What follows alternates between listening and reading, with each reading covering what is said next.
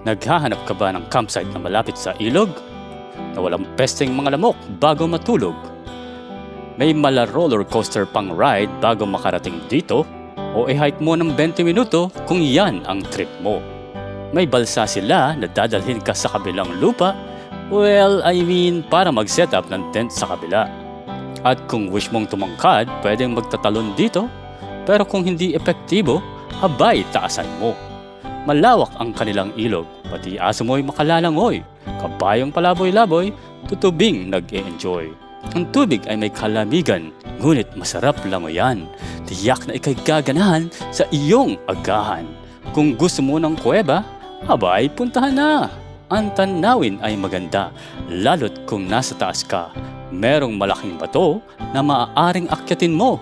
Meron ding maliliit dito, maglibot-libot lang kayo. At kung trip mong magpaapoy, mamulot lang ng mga kahoy. Marshmallow ba kamo? Abay, mag-bonfire na tayo!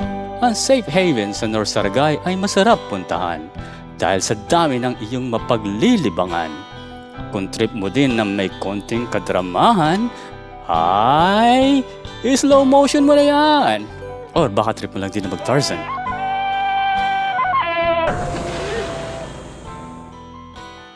For more info, visit www.youtube.com/@PaalisTV.